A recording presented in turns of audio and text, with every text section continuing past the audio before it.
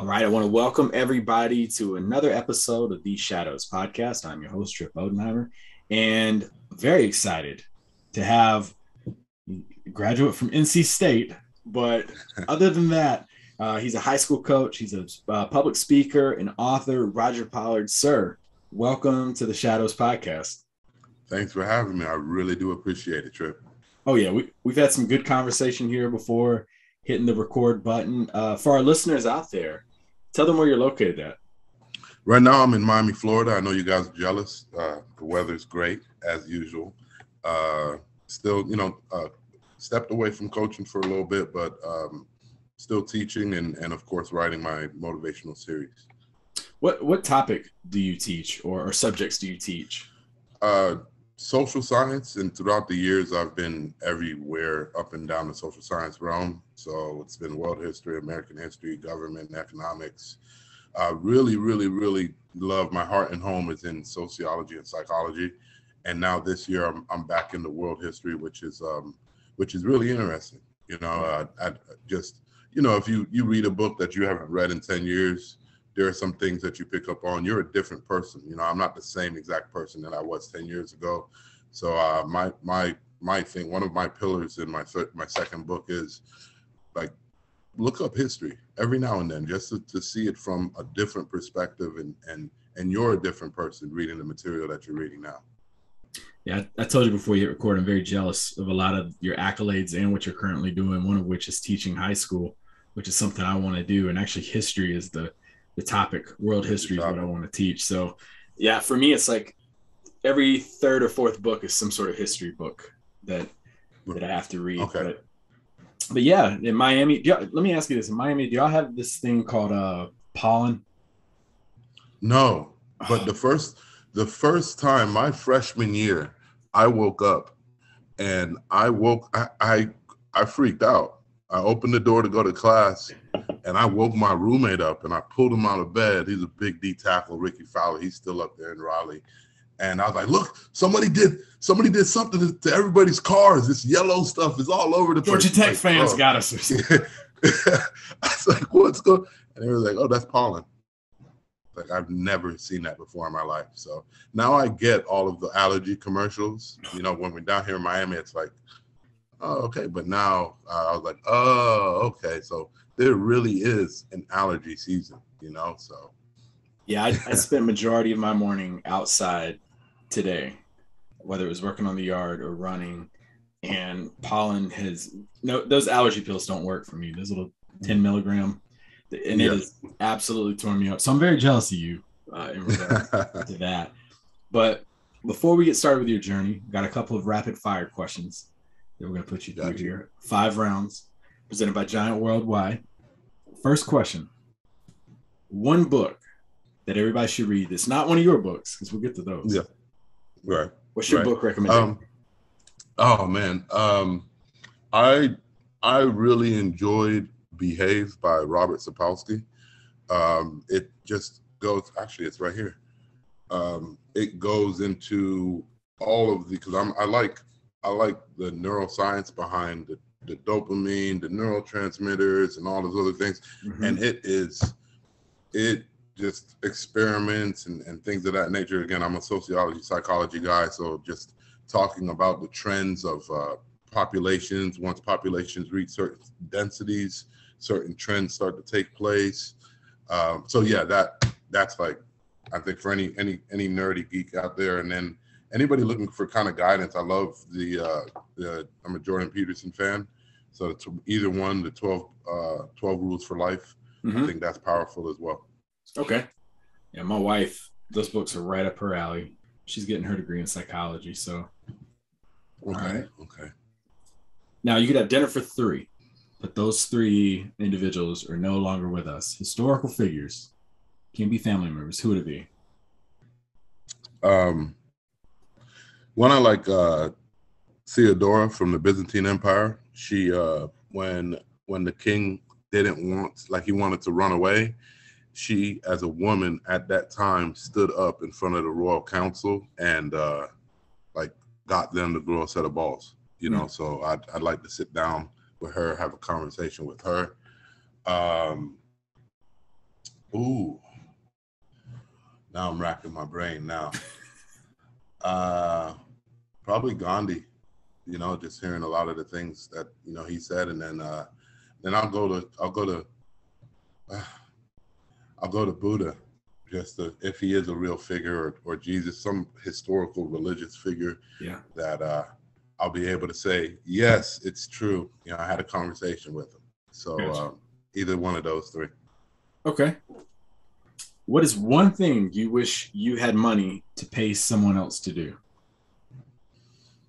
One thing, clean the cat litter every day. Get it done. How many cats do you have? 2. They're Two. two twin, like I think they're teenagers, and they wreak havoc, So they get around. And I'm just like, I got two 7-year-old twins, so I'm starting to try and get them trained to get that done. So, but I'll say, I'll get that done. See, that's why I like dogs. You just open the door, they go outside, and they go and they're good. And come back in. Yep. Worst vacation memory. Worst vacation memory.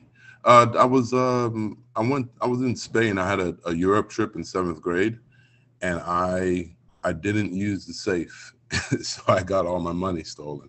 Oh, yeah, that sucked. What was that, like Barcelona or? We were in, I think it was in Madrid. We were in Madrid at that point in time, and just we went somewhere for the day, and I just I forgot how much it was, and I just put it in the drawer, and when I came back, all of it was gone, and I couldn't speak the language. It's the end of the world as an 8th grader. Yeah, done. No, 7th grade. It's like over $100.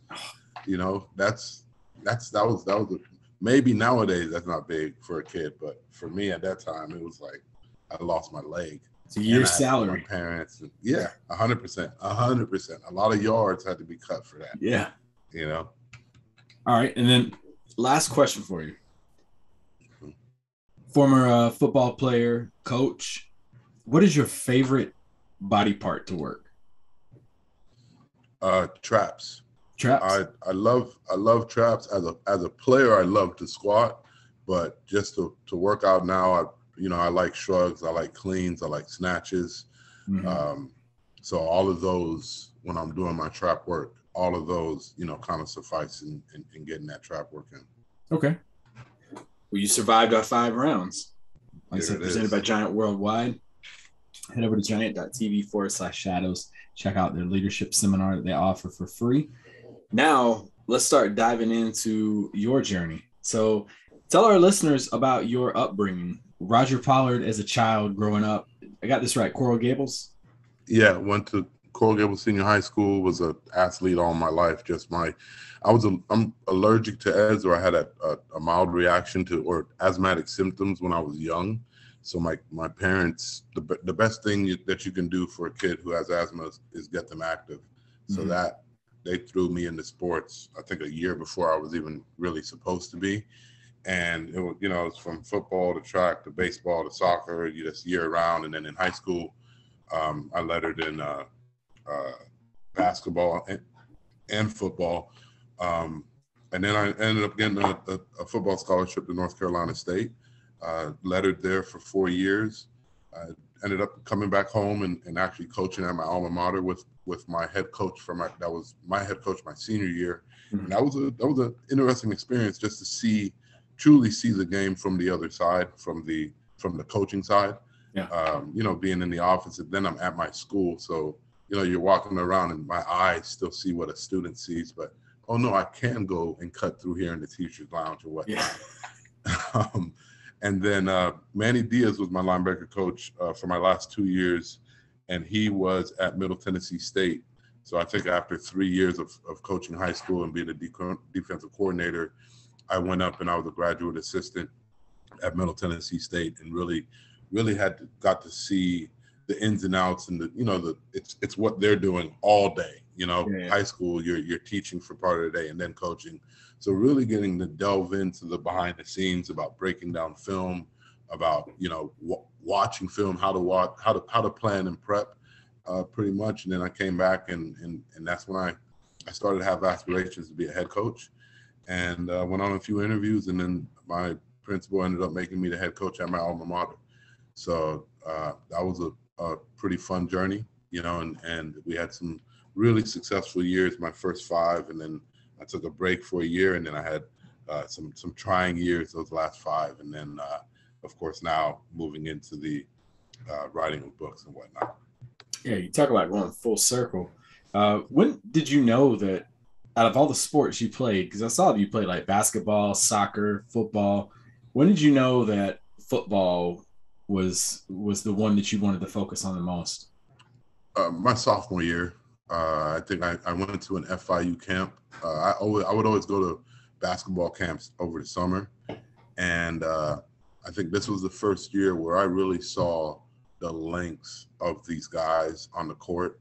And I'm 6'1.25", somewhere So around there. Point or a 2. Yeah, exactly. And I wasn't a point or a 2. And I said, you know what? It's time to kind of hone a little bit more into this football thing. But either way, I was still, even up till my junior year, I was just having fun, man. Yeah. I was just still being a kid. My parents were, because I remember I tried to get a job because I'm in high school and I want to get a little bit of money. I have a car, gas money, and my parents were like, "No, your job is education. Your job is to play sports, have fun, and educate yourself right now. Because whenever you go off to work, you're going to work the rest of your life. Mm-hmm. So really be full speed into that. If there's something that you really need, we'll get it, and that's it. And you'll be fine. We'll be fine." So it really supported me and my brothers in that, right, where we didn't need. Of course, every kid wants, but there's a differentiation between those two. But I want to say that summer going into that FIU camp and everybody's freaking 6 forever, saying, and then sitting. See, I sat courtside at a Miami Heat game, and the length of these giraffes move like TV doesn't do it justice. So. Yeah. All right. Well, talk to us about the recruiting process. What was that like? Recruiting is it's crazy. I don't think you can ever prepare people for it, just because you just kind of don't know, right? And what I tell my kids in going through the recruiting process, it's very, very hard to find out who's being genuine, like who genuinely really wants you. So for me, any notes for kids out there who might be listening is I always give a little bit more, and this isn't a hardcore rule, because again, there's no way to tell for sure, but anytime your position coach is recruiting you, like you're the person that he's recruiting, I give that a leg up on everything, because he's coaching the position and he's saying, like, you are my guy. Yeah. Like if I'm coaching the quarterbacks and I give the nod to someone, but I brought in what I see, I think that's, it can get kind of tough. But of course, everybody's trying to win anyway, so it is what it is. But I think that's my number one gift from just being at it from a coaching standpoint and from a player standpoint. But it's weird, right? You between the phone calls, between the visits, between the conversations, especially at that age where you're talking to grown men how many times a day, and just trying to kind of figure out where do you want to go the next 4 years of your life. And that is a huge decision where, I mean, look at the transfer portal in football right now. That's big. It's a game huge, changer. And it's a recruiting changer. High school kids aren't getting recruited the way they used to because of the transfer portal. So, especially for the big time Power Fives. So it's interesting. It's hard. It's fun. Enjoy it. Enjoy it, because that's the only time really as a male that people are going to be running around and chasing after you. Right? Yeah. And so you ended up ultimately going to North Carolina State. Right. Second Wolfpack guest we've had on here compared to my one Tar Heel guest. So State's got the leg up with the Shadows as of this moment. But what other schools did you consider outside of NC State? It was Naval Academy was really big for me, simply because like when you graduate as an officer. You have to stay on base for 5 years, but you're getting paid. You don't have to pay for housing. So I was kind of in between that.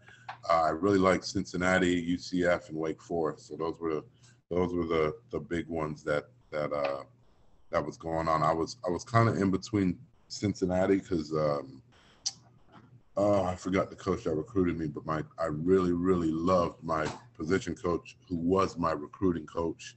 But he, at the last minute, he ended up leaving. And then the story with North Carolina State was Chuck Amato was always recruiting me at Florida State. And at the end of that season, he got the North Carolina State head coaching, so then North Carolina State game, and it was kind of a hectic time because I played in an all-star game, so I lost the recruiting weekend. But I liked Riley, and I just said, you know what, why not? Let's go. Best memory you have of Chuck Amato? The voice. I was just going to say the voice. It's out of the voice or the chest, one of the two. But Coach Amato was. This is burned into my memory. We're in the middle of camp. We're in the middle of like the real two-a-days, not the two-a-days that they do here or now, where it's two-a-days back to back to back to back to back, and we're in like pre-practice, and it is scorching, and everybody's under the tent complaining, and he blows the whistle, and he gets everybody up, and he gives a 5-minute speech, and all of the complaining is done. Like everybody is ready to, run to a wall. So he was like Coach Amato. If you ever heard him talk anywhere, he's a motivator at the core of it. All the way from the M to the R. So that was one of them. Yeah, Chuck you the chest. Chuck the chest. Yep. Yeah. He. So you end up going to State. You signed with NC State. February 7th, 2000. You were awesome recruiting class. Phillip Rivers. Yeah. In that class. Well, and I tell people, Phillip Rivers was off. North Carolina State was the only place that offered him to play at QB. Everybody wanted him to play at a tight end or 100%. And I think that speaks to there is no one who can 100% predict the future. Look at how much money the NFL draft puts into, poking and prodding and getting all of this deep and all this information about somebody. And you have a Tom Brady, right? Or you have a first-round kid who's a bust. Well, even look at NC State. They didn't just get it right with Phillip Rivers. They got it right with Russell Wilson. Right, 100%. So it's an art form. It's not a math equation.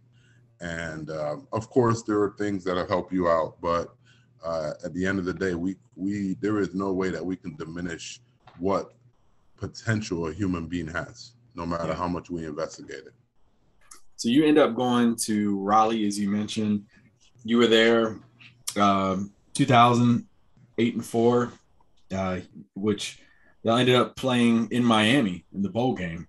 Yeah. So yeah. I mean, you probably had some family there for that. And I ended up, I think it was like the day before the game, I ended up dislocating my kneecap, and so it sucked. And it was on a bullshit drill, just like, go through the bags and throw the ball up and catch it, and I came down, and I mean, so much pain. I thought my knee was gone. It was just a dislocated kneecap, but that sucked. Y'all won the Micron PC Bowl, beating Minnesota. Talk to us about because I've always read and heard from friends of mine who've played college football about the bowl game swag that you get from different, and it's I think it's a variable of two things.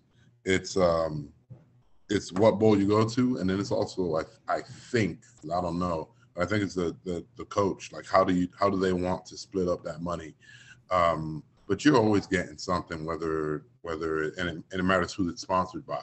Yep. Right. So You're getting all kinds of, shirts and bags and then just a random thing that you would never even think of, watches, and then of course the bowl rings. So it depends on the bowl that you go to, but it's sweet.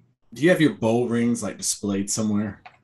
Yeah, in my office. I was like, that would be pretty sweet. I would have them like framed and displayed. Yeah. Okay.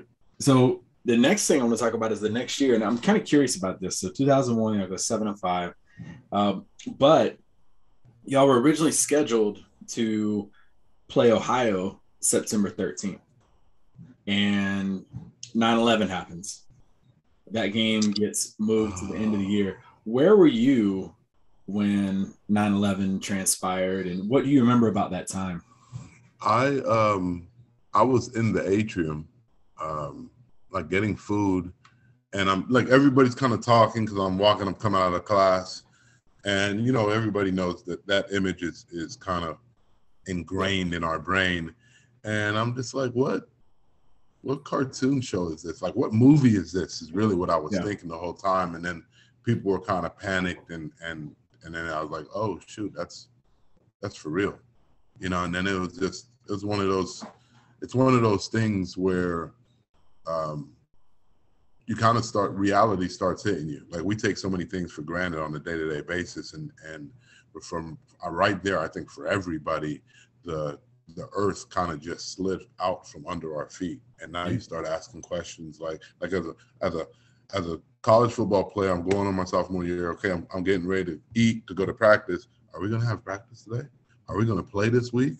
Are we, and now all of is there going to be classes? Is this it? Or are there more things that are going on, and a lot of information starts rolling out about the other attempts and all that stuff. It was scary. It was a crazy time, 100%, because it's the unknown, right? Like how many things are out there that are unknown? Infinite. And now for that unknown factor to be right there in our face as a nation was it was crazy. It was really crazy.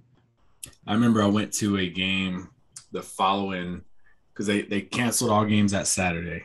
And then the following Saturday, I went to a game in Chapel Hill, and they were playing East Carolina. And I remember being that big of a crowd in a stadium was scary. And a helicopter flew over, and you could hear like a hush over the stadium when that happened, because we were just on edge. But yeah, it was definitely a scary time. And from there, y'all go to Tangerine Bowl. Y'all lost to Pitt, but have you noticed like the trend about the bowl games that you had during your career? Oh yeah, we kept on. We had a lot of Miami guys, a lot of South Florida guys. So I thought every one of our bowl games was in Florida. Yeah, it was in Florida. 100%. Yeah, every single one of them. And then the following year, y'all come back. Y'all go 11-3. What was it like when y'all were like number 10 in the country and riding on 9-0? I think. Oh man, one of my best friends is Jonathan Vilma, and I'm looking at UM, and in my mind, I'm like, oh, we're gonna end up playing in the national championship, and I think we started thinking national championship and not thinking practice Monday, practice Tuesday, right? Like it doesn't. It's not about your product; it's about your process.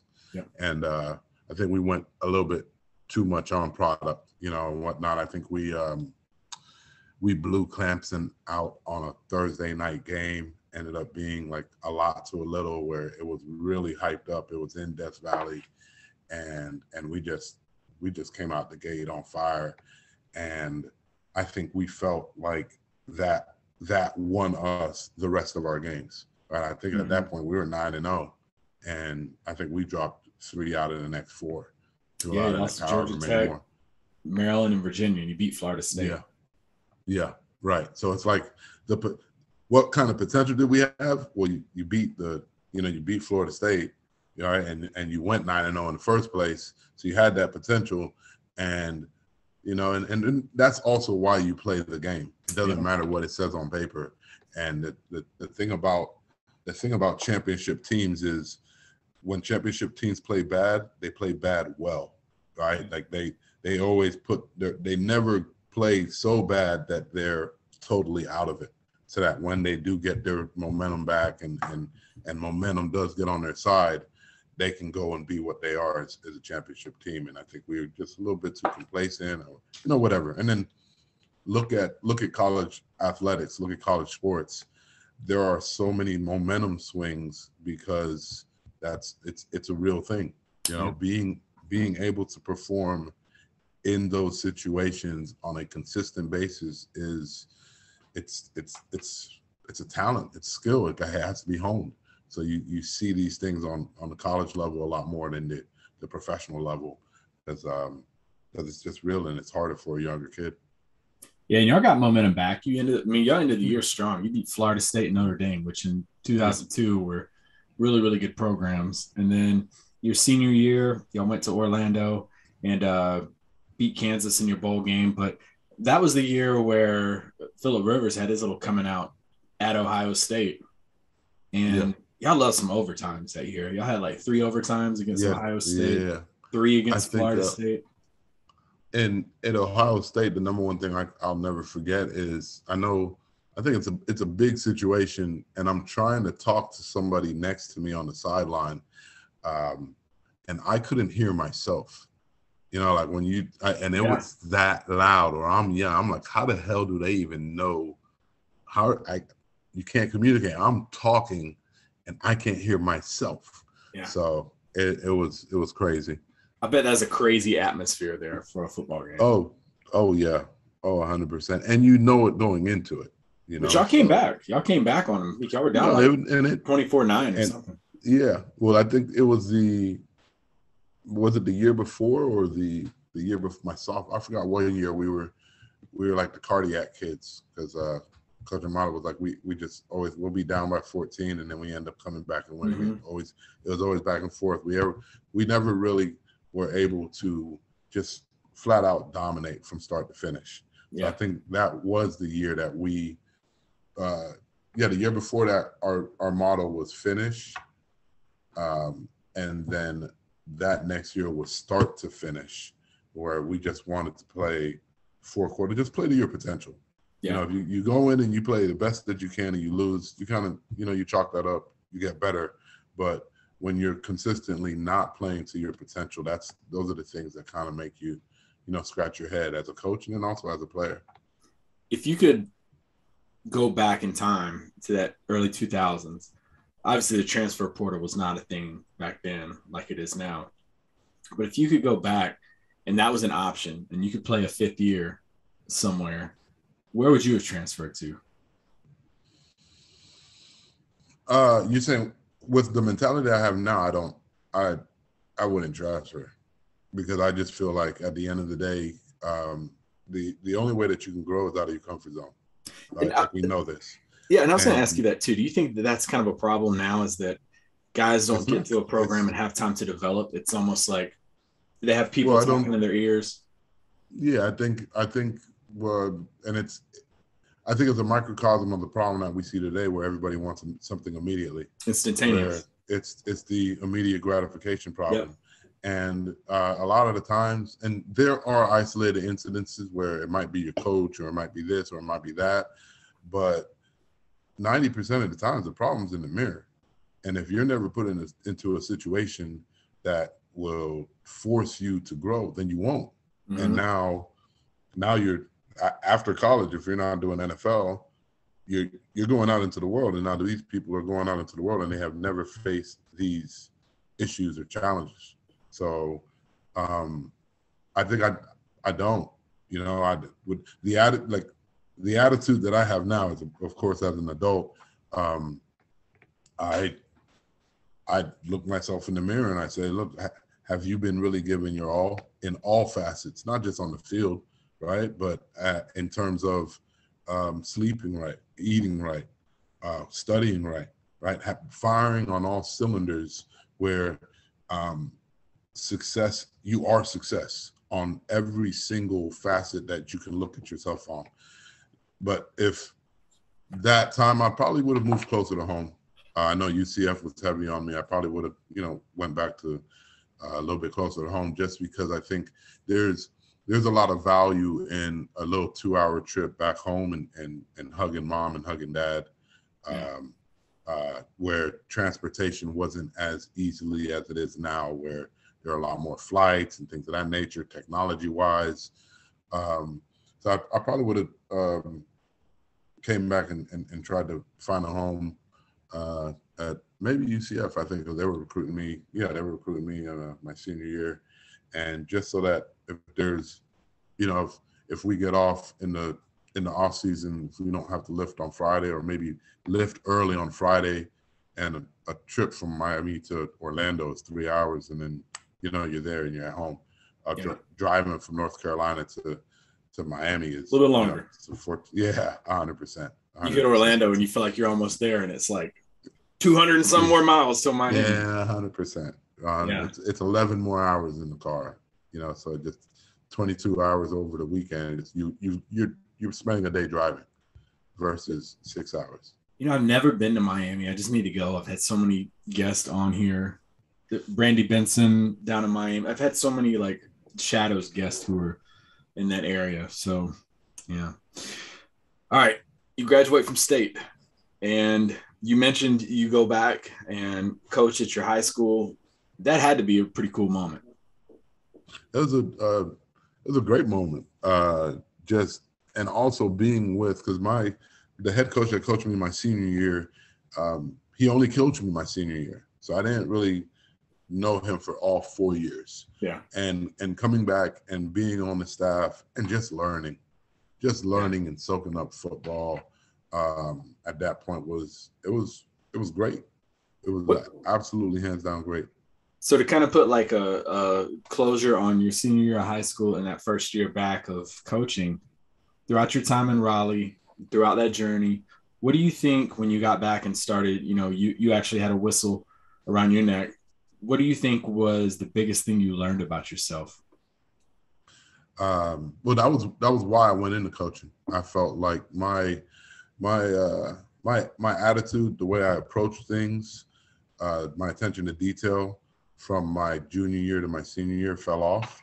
Mm-hmm. And I honestly say the work I put in as a high school player versus the work I put in as a college player, they don't even compare. And that was the thing. I was able to see both sides, where like how you think controls how you act, and how you act controls what you get, and falling into that trap of comfort, falling into that trap of, oh damn, like this really does end, and being grateful and not taking things for granted. Right? You can't take something for granted and be grateful. And, football is monotonous. Football is tough. Football is hard. So as those things start to whine on you and grind on you, you'll start to, instead of really doing everything that you're supposed to, I'll skip a workout here, or I won't do a set here. So that was one of my things where I looked in the mirror and I was just like, no, and I wanted to be the difference for somebody where like, look, I know how it is. I get you. But when you're sitting on the couch after your senior year, you're going to think about those reps that you didn't get, right? You can't get today, tomorrow, right? Like you always have to be in the now. And if you're feeling kind of tough, think about how you felt when you didn't have what you currently have. Yeah. So it's that was one of my driving factors. That was one of my driving forces behind wanting to be a coach. You mentioned making others better. What do you think is the most rewarding thing that's happened to you since you've been coaching? Since I've been coaching, we were down. We went out and played a game against Christopher Columbus, really big team. They won the state championship here, I want to say 2 years ago, but private school, they got everything. And my first year, my second year, we dethroned them. Like they had beaten us like 13 years in a row. Wow. And we end up, winning that game. And then we played them again in the playoffs, and the team kind of took on that attitude of, oh, we beat them before. And we started the game off, and it got postponed because of lightning. But it's, I think, 6 minutes into the third quarter, and we were down 24-0, 24-3. And we ended up coming back and winning that game on a 48-yard field goal. And Wow. to see the two different teams, to see the team that the night before was down 24-0, and then came out with, like, you know, because they still made a choice, right? Like they could have said, oh, you know, ho hum, shucks. But when a group of people come together and they've made their mind up, I think it's, I won't say impossible, I'll say improbable to stop them. But it's about getting everybody on the same page. It's about getting everybody to believe and give that effort as a group, as a core, as a team. And to see that, you know, transpire was, it was great. It was great. I'm all about coaching and teaching, and I've always, you know, find this stuff interesting, especially asking a guest. Explain to our audience the difference for you from coming back from 24 down when you're playing at NC State and, you know, get a win in Chapel Hill versus, you know, seeing your team come back from 24 down and getting a win over Christopher Columbus.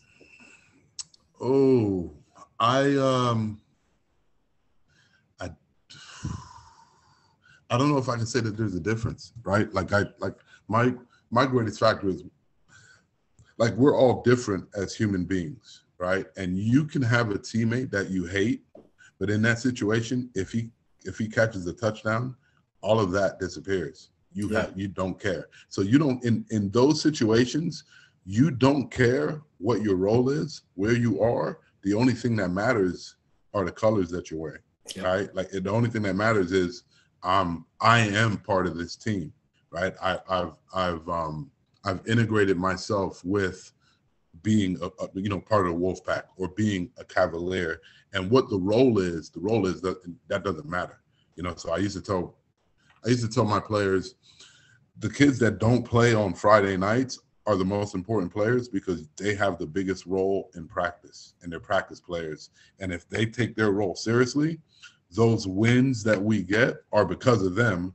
But they can't just say, oh, I want to be the guy with the shine. No, we all want to win. Everybody has to play their role. Everybody has to do their thing. Because if the sun wants to come out at night, we don't have any nighttime. Everybody has a role. And if you play your role in those situations, you don't give two craps where you are, what you're doing. I don't have to be the one, you know, throwing the touchdown pass or catching the touchdown pass. I've just got to be on the right sideline, you know. So, it's that's it. You know, I think now the biggest difference comes with the lose. You know, when you lose as a player versus when we lose as a coach. Sure. But in those comeback wins and in those comeback victories, everybody and not even just on the sidelines. You know, I think that's why football is America's game, because it touches so many people. You know, on a football team, between the players, between their girlfriends, between all of their friends, between their parents and their grandparents and cousins and uncles, when you're really rolling, you can change the attitude of a community like that. Yeah. And that was my number one message that I was always trying to impart to the kids, is they literally have the power within their hands if they choose to, you know, walk, talk, act, think, you know, the right way, to make some real change. I love the parallels of sports in real life. We were talking about that when we first connected, and even watching like March Madness and seeing like these kids get defeated and they're crying and everyone's in tears and stuff. And it's like, this is going to make them stronger. This is going to make them, that moment hurts, but they'll grow from it. So you finish up coaching, and you mentioned you were a grad assistant at Middle Tennessee State for a little bit, and then you got your sociology degree and master's in sports management. So very well decorated. And then talk to us about 2017. You had a business venture. You mentioned Jonathan Vilma. What was that about? I had 5 good years back to back. Probably 2 of those years we could have snuck up and ended up winning the state championship. And I kind of felt like, it's time to kind of move on and do something else. And there was a restaurant that ended up opening up, and I was like, hey, why not? So I ended up moving over, and I was the operations manager for it was just, I didn't even make it a year. The amount of turnover in the restaurant industry is just ridiculous, and it's from top to bottom. What I tell people, it's like being a coach.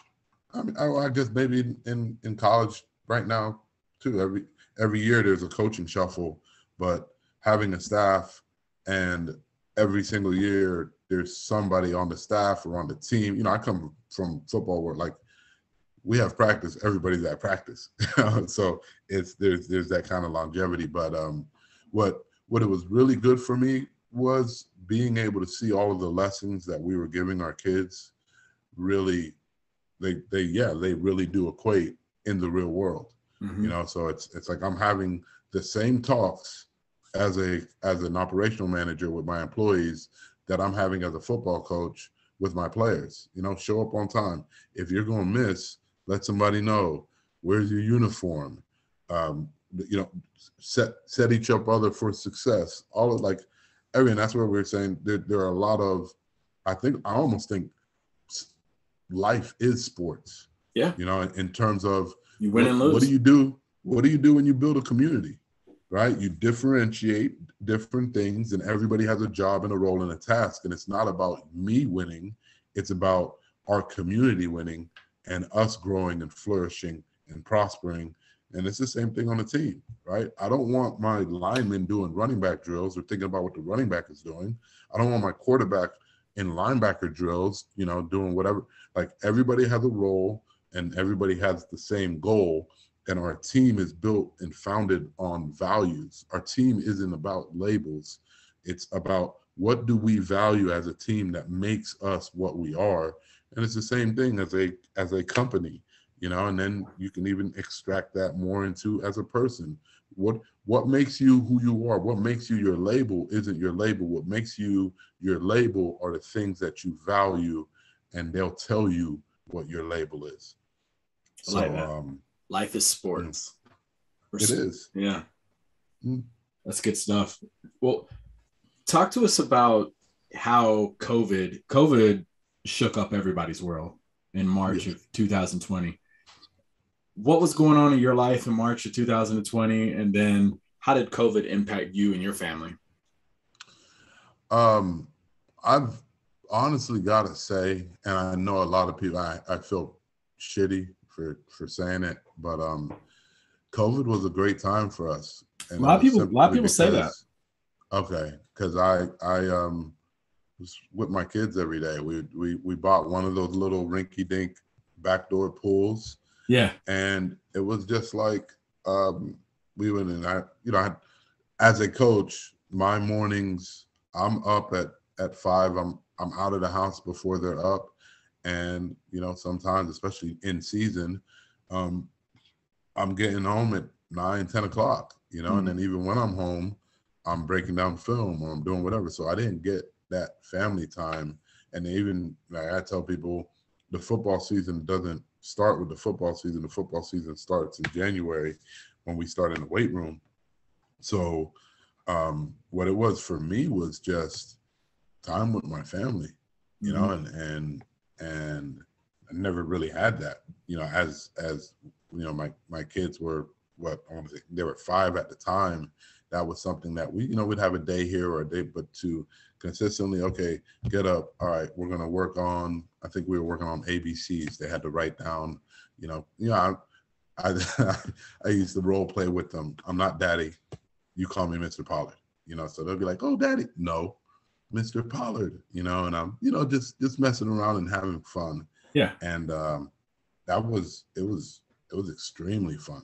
You know, my then spending time with my wife, and then we'll go up to her mom's or my mother-in-law's, and kind of just do the same thing, you know, and just hang out and watch movies and talk. We watched all of the Marvel movies, but in sequential order. Um, and you know, kind of just also coming up with just stuff to do and whatnot. But it was a real fulfilling time in which there were no late night calls about such and such getting in trouble here, or having to worry about that or worry about this. It was just really just a good time, good family time, great family time.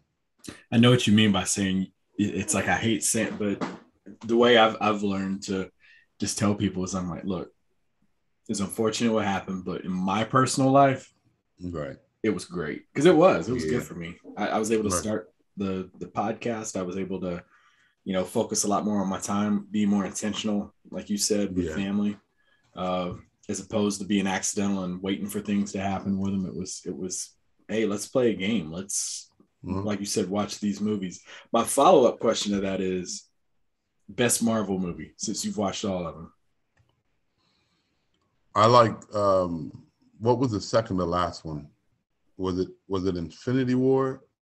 No, it wasn't Infinity War. I have there's the second to last one where Thanos wins. That one I thought hands down was the best one. But the battle scene of the last one where Iron Man ends up dying, all that, whatever. But so it's a mix of those two.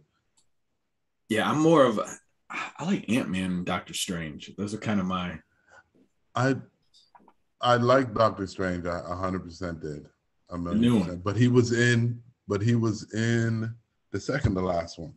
So it's kind of like You I like the get you. I all-star really did ones. like, yeah, yeah, 100%. Okay. Yeah, that new Doctor Strange movie looks really, really good. I'm excited about that one. So from there, something that I wanted to ask you about next is 2020, actually last year. And Mhm. I appreciate you opening up about this, but you had a moment there where you were reported missing for a little bit. So if you don't mind, just kind of talk to our audience about uh, that situation. Yeah, I went through a major bout of depression. I think what I think it is, was, you know, who knows, I think I was really honestly in my heart done with football, but I don't, you know, not really listening to myself and just pushing and pushing and pushing and pushing. And the things that were so grateful in COVID, uh, I started taking for granted, I guess. But then also I wasn't spending as much time with my family and just, you know, on just a regular day and on a whim, went out to walk away, you know, and not return. And something took place. Uh, I don't get into the details. What I tell people is um, symbols. We use symbols of representation, and when we put those symbols in specific order, they have words, and those words signify ideas, and we put those ideas in order, they are telling the stories, but those stories don't represent reality. And I'm not going to try and tell a story that's not going to be a proper representation of a reality that I can articulate. So I'll leave that to whoever's imagination that is. But what it did for me in being able not to do what I was, you know, set out and planned to do was come back. And then my greatest thing that I learned from that is we've we as people we've got to face that there's nothing in this world that's all good, right? And I think we have kind of a jaded view of reality. There is good and bad in every single situation, just like we were talking about with COVID.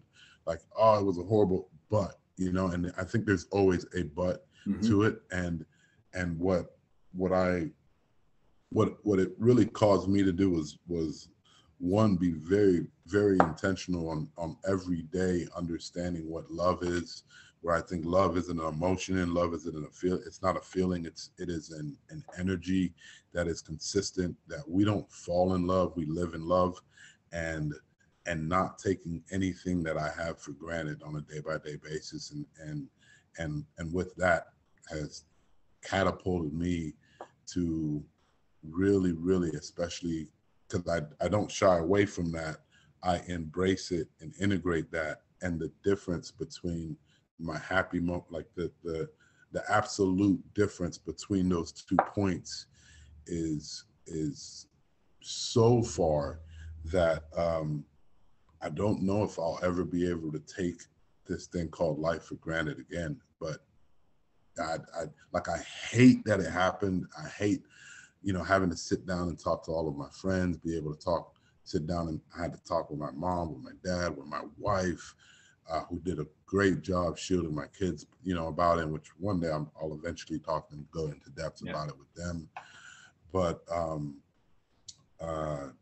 it was just it's a surreal moment, and it's something that I hate that happened, but love that happened, seeing, kind of the transformation, and then it led me to doing a lot of psychological research, and I really got into Carl Jung, who's like, in order for someone to reach heaven, their roots have got to reach down into hell.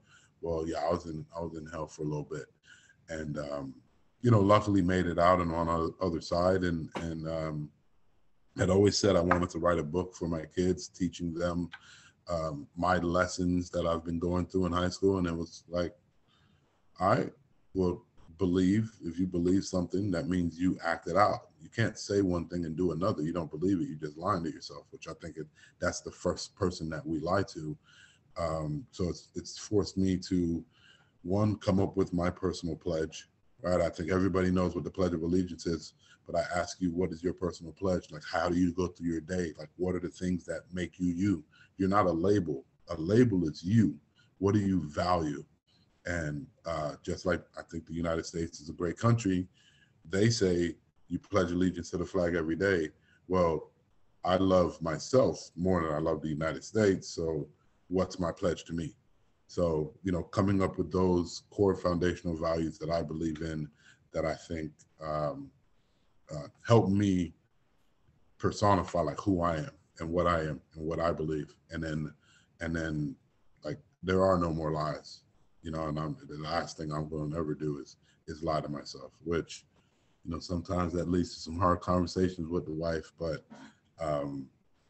we've even said, and we've affirmed, because it doesn't just go way like that, that our relationship and where we are is so much stronger, and there are conversations that we can have and navigate those with so much ease, specifically because of, the distance between, where we are and where we've been. I really do appreciate you opening up about that. We talked about it before we came on, but you saying, you hate that happened, but think about like how many people you can help now being through something. Yeah, 100%. Like, I never write these. I'm never an author, or I don't, because I'm a little bit of, as a coach, I'm a little bit more of an introvert in certain areas and aspects, especially when talking about me. So it's a catalyst for something for me. And, I hate it and love it. It's a love-hate kind of thing. But like you said, like if there's one person that hears it and kind of shakes their head yes and kind of understands what it is, and like I say, for anybody thinking about it, look, there's more people in the earth than on the earth, and if you were to ask any one of those people to trade places with you, they would in a heartbeat. Like, you're gonna go there one day. It doesn't matter. I don't care how much money you make. I don't care how bad it is. There's somebody who will take your place. So fight through it and see the greatness that we are, that you are, that a single day is. Sit down on nature, in nature, and just like appreciate, be grateful for what we've got. But I also understand you can be surrounded by a room full of people and still feel alone. So it's a personal journey. Well, you're probably a really good person to ask this, especially with your sociology degree and dealing with high school kids. What's it like? What advice would you have for a parent whose kids are in high school? And I mean, social media, they feel like they have to compare themselves to what the person next to them is doing. And I mean, just, oh my gosh, it is such a different time than when we were growing up.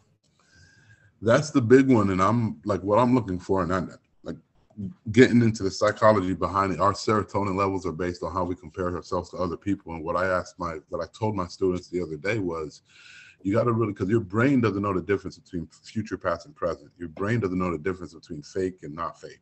So between all of the faces you see on TV that have makeup on them, between all of the filtered social media posts that you see, between all of the magazine artists and all that stuff, you're looking at all of these things, and your brain and your serotonin levels are based off of something that is fake. Um, for me, and really this is what my book is about. I I made it the book that everybody should read, but what it's about is find out who you are. And it's again that concept where I'm saying, look, stop worrying about labels. Forget about labels, especially for high school kids. Figure out why you like something. Do you like something because it's something that's coming from your family? Do you like something because your friends, or do you like something because you keep on scrolling and seeing it? And take a lesson from McDonald's. Like if I asked you, what are some of the greatest fast food restaurants right now in the United States? You know, you say McDonald's or Burger King or Pizza Hut. Well, do they advertise? Do they ever? Yeah, they advertise, but they're number one. So that means what you put in front of your eyes and what you put in your ears makes a difference. If it didn't make a difference, they wouldn't spend millions of dollars. How much does it cost for an ad in the Super Bowl? It costs millions of dollars to get in front of your eyes. You have the power to put the information that will help you in front of your eyes and in your ears, but we take those things for granted. You know, and I understand they're kids and this and that. But my thing for parents is don't belief. If you believe something, if you love something and love is sacrifice, then that's got to be intentional time. You've got to have intentional time where you've got to pour in, and not only just, lecturing and things of that nature, but go on, and it doesn't have, go on a family walk. How much does that cost? And just do little things and little activities in fostering what our bodies have been doing for millions of years, that we're moving away because we think we know everything. We're moving away from our DNA. That's how I term it. Our whole existence has been about community and family and hanging out and fellowshipping, and we're moving everything. Like, how much time do you spend on social media versus what you believe in? I'm not telling you what to believe. You can believe in Buddha, you can believe in God, you can believe in nothing. Say you're an atheist. That means you believe in nature. How much time do you spend in nature versus watching TV? And what you believe is be live. Belief, be life. It's what you do. So don't judge yourself off of what you say, judge yourself off of what you do. And my deep dive into that is, what you say comes from one part of your brain, and what you do comes from another part of your brain. So your brain's not going to realize the difference because they originate from two different places. You have got to, we are our own burden. We have got to say, okay, if I believe this and I'm acting this way, I have got to fix this. The first person I lie to is myself. So sitting down and having conversations, and not only conversations, but really fellowshipping and really going out and having fun, and putting the phone down and setting a phone limit, kind of just like, look, after 8 o'clock, all the phones are right here. It is what it is, because who we are as people from a sociological standpoint is family is the first thing. It's the most important. So if family is the most important, give me your phone. All right. We're just going to sit here and do whatever. We're going to have no phone time. If it's your, stop trying to be a kid's friend. They're supposed to hate you at times at that age. Oh, yeah. Right? It's supposed to run to their room. I know that. Susan Bodenheimer was not my favorite person a lot of times. 1,000,000%. And I think kids haven't changed. I think we as adults have changed, because my parents had no problem with being a total asshole. But my first football meeting ever, I thanked them for it. Yeah. So that's it. I think you have to be the change, but you can't tell them no phone, but you on your phone. You know what I'm saying? Like, be the change. Like, if you believe it, if you really understand it, if you really, hey, then you got to do it. But besides the point, or in that point, the information is clear cut. Like, our superpower as a human being is the ability to focus. And we know for a fact, sitting there scrolling on our screens and all that stuff, it's causing our brain to lose that ability. So Yeah. I'm a 100% fan of just pull the phone and have family time for an hour a night or whatever, but be intentional and deliberate about building something other than that time. And I believe you'll be able to see a difference. Yeah, I love everything you just said, and it kind of reminds me of something I've been telling a lot of people, and I actually tested it on a couple of dads recently. But I said screen time versus FaceTime, and Yeah. like Yeah. I told him, I said, how many, I said, just think about it. How many hours do you think you spend on your phone? And I said, don't answer it. Just think to yourself. Don't, like you said, don't lie to yourself. Yeah. And then I said, all right, now how much time do you spend like phones down? Like every second you're on your phone talking to someone that doesn't count, like undivided attention face to face like this with somebody. And I said, go home tonight, see what wins, phone or the FaceTime with people. And they came back the next day, and both of them, it was two dads, both of them said, one said he spent 42 minutes with his family, and the other said he spent like 38. He's like, if I were to count up, it was like 38, but they spent hours on their phones. Yeah. And it's always a reason. It's like, well, I was on my phone because of this or this or this or this, but there's not a more important reason than the people sitting on the couch next to you at the dinner table. So, and that's it. I think we're consistently in contact. Like what we've built is great. I love sitting in here in the AC. Mm-hmm. I've never had to ride out a hurricane outdoors. So I love what we've built, but what we've built isn't everything. Yeah. And in that, just like be intent. Like if I want to lose weight, I have to be intentional about how I eat. Yes. If I like really care about studying for this test or making good grades, I have to be intentional about how I study. Well, if you really care about how you grow your family and the time and the people that you love, and love is sacrifice, putting your phone down, it's a sacrifice. Okay, well, let's affirm that. And hey, phone's off at 7:00, whatever. And you're included in that as well. And that's, if they got to sacrifice, you got to sacrifice. So be the change you wish to see in your children. Be the change that you wish to see in the world.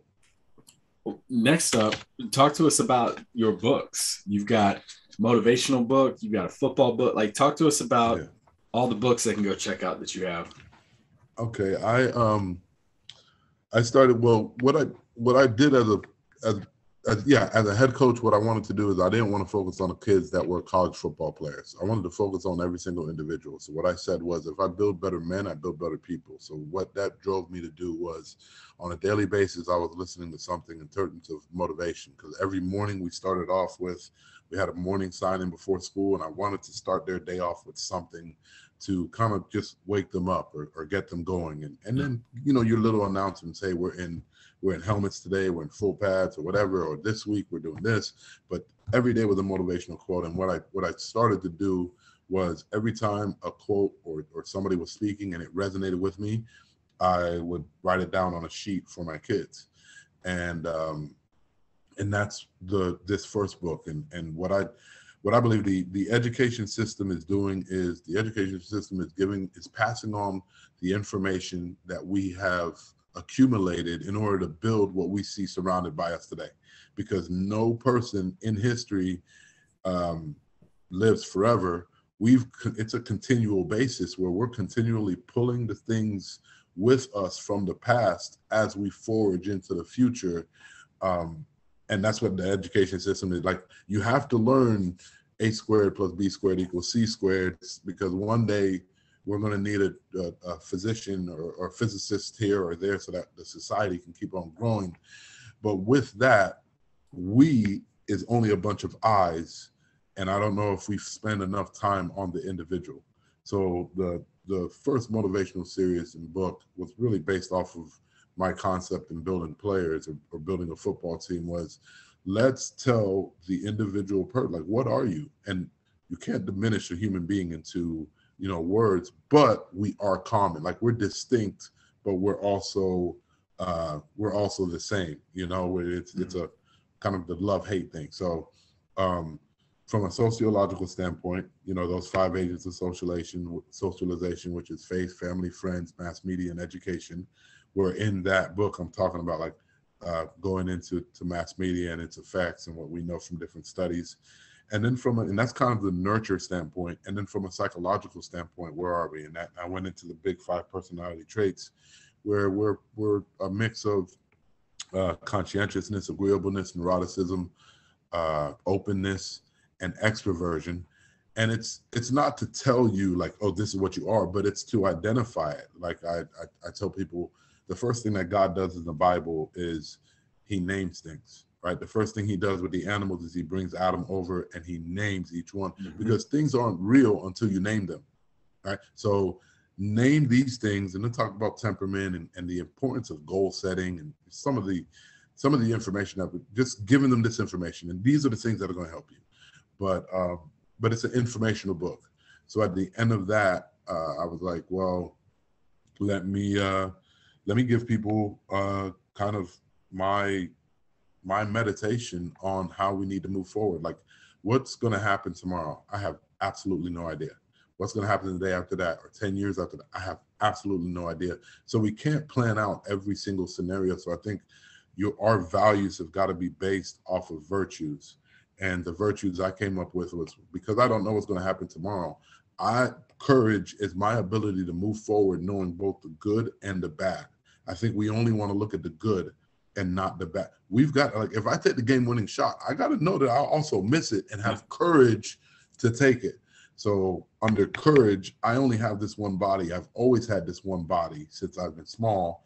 It's about being intentional about how you eat, how you sleep, and how you exercise.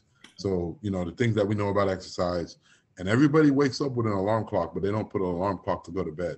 Like the studies that and www World Wide Web, there is just look up. There's a video of Matt Walker TED Talk. It's 20 minutes of your life, finding out what we know about sleep. Sleep is linked to cancer. Sleep So is underrated. linked to obesity. Sleep and because we know it all.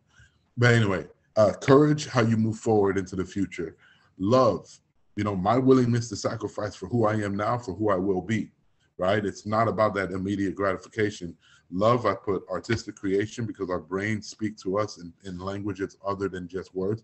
Go out and paint something. Go out and dance. Go out and, just move around and try and create something artistically. Study and scholarship. Study history from an objective point of view. Don't just study who won, study the other side as well. And then study psychology. What are we finding out with these new technologies that are coming out that can measure things that we couldn't measure before?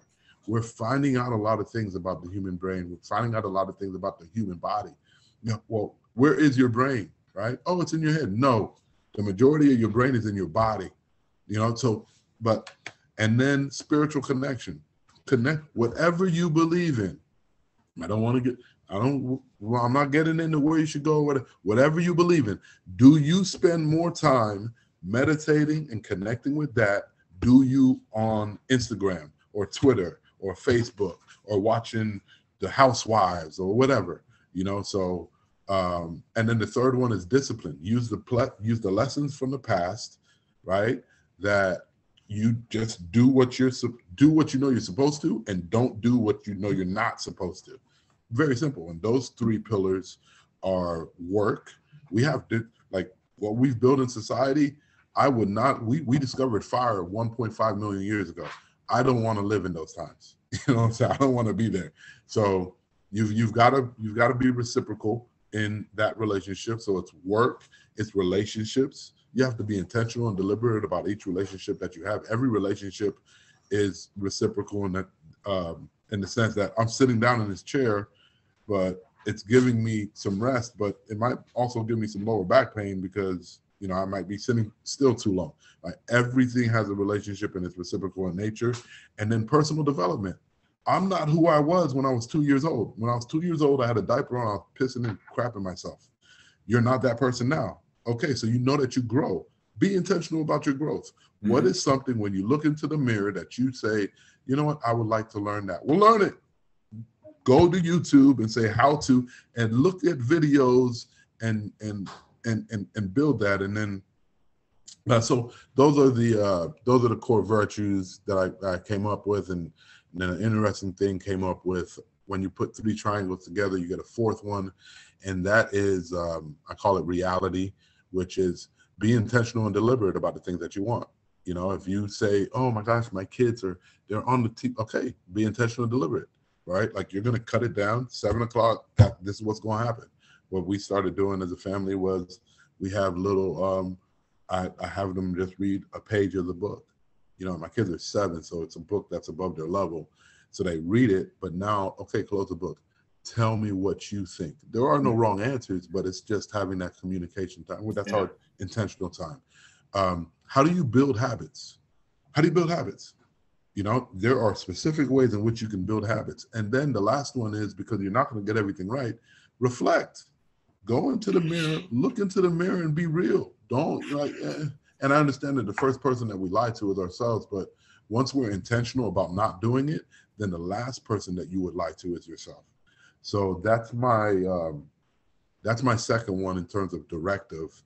And then my third one, which I'm working on now, is a play on kind of the origin story, like why is it courage, love, and discipline, and really tracing those things, and it's more philosophical and gets kind of deep at times. And then what I did before I started the motivational series before I did the football books, because football is just, I'll do football in my sleep. I wrote a defensive coordinator's guide to building a championship defense, and then a head football coach, like what should you be thinking. So I go over recruiting, and I just give, I like this. It was my goodbye to football, so to speak. So it was this is what I know about, and it's not X's and O's. This is what I know about building defenses. This is what I know about, head coach and how you want to plan and delegate and just put everything in there. And I just now finished my one on linebackers that I'll be publishing any day now, and then that's it. So I'm finishing. I want to finish this third one. I'm not releasing the second out of the motivational series for a while, just because I want to continually talk about it and kind of inform people about it, especially with it being my first book. And then that's it. Starting a little website, motiveandmotivation.com, and rolling from there. Yeah, a lot to unpack based off what you just said. First, Matthew Walker, you talked about that video, actually wrote Why We Sleep, which I recommend that book to anybody out there, because sleeping is super underrated. I love what you're doing with the intentional time.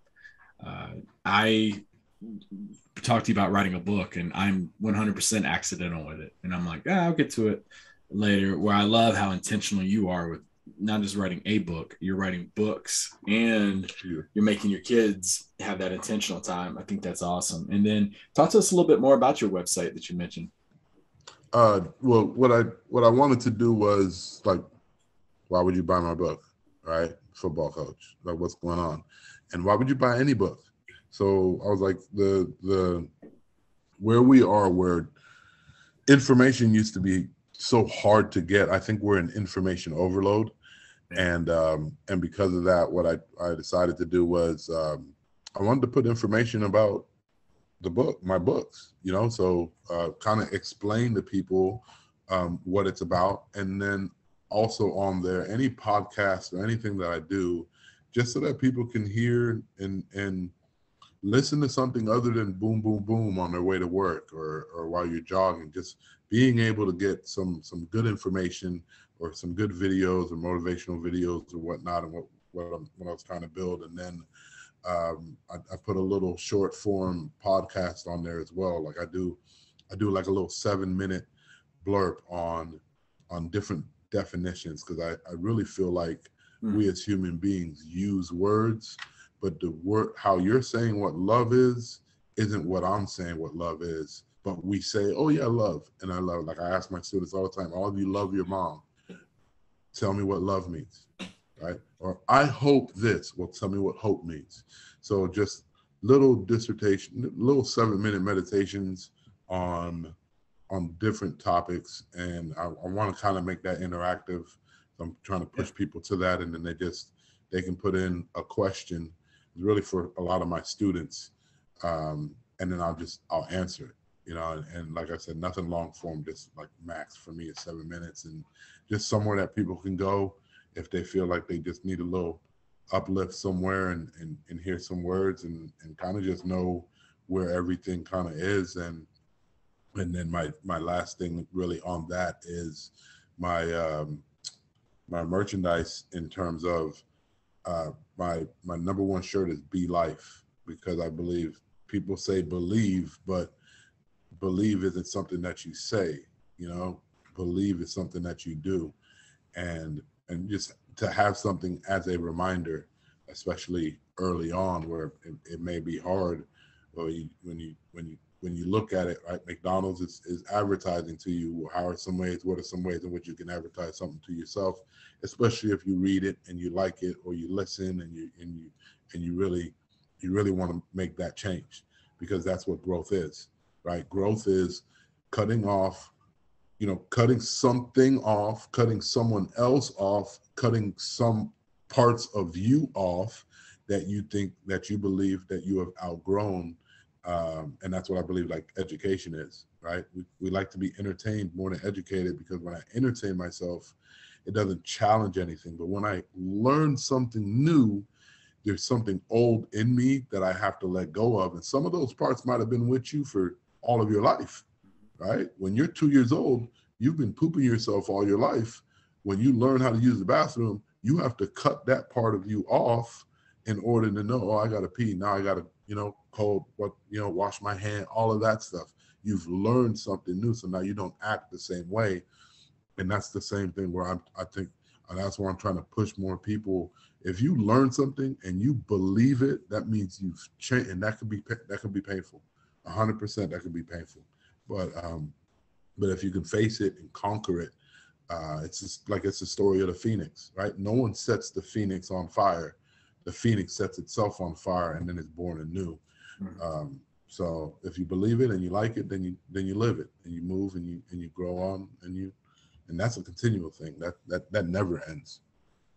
I love what you said about the short podcast. I was talking to someone not too long ago, and I said, everybody, you can ask 7,000 people to define leadership, and you're going to get 7,000 different definitions. And 100%. Even when, like a word like, I love asking someone like, define diversity, but you can't use different. Like, how would you define it? And so I love what you're doing with that. I love the website. Looks good. It's a good looking website. Thought you were going to get out of here and not mention your merch over there.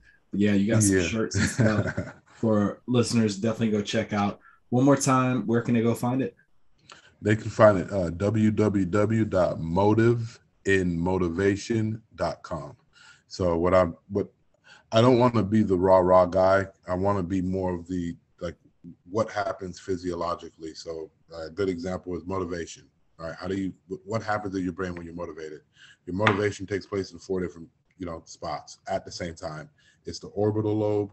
It's your prefrontal. It's 2 parts of the prefrontal cortex: the lateral frontal cortex and the orbital lobe, and the basal ganglia and the amygdala. Yep. So what do those 4 things tell you? That means, or orbital lobe, you've got to, like, when you envision it, like if I tell you, like, I'm scratching my nails on a chalkboard, you can kind of shrill a little bit. That's your orbital lobe. Your lateral prefrontal cortex is the thing that you use to reason. So you can't lie to yourself and say, oh, I'm just going to make a coffee and that's going to motivate me. No, your prefrontal, your lateral lobe, it's not. That's not a challenge.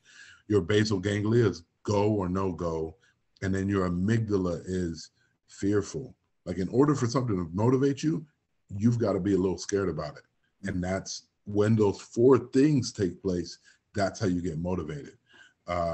So like kind of going into the research behind it, like writing down your goal every day puts you 42% more likely to achieve your goal, right? Just by writing it down.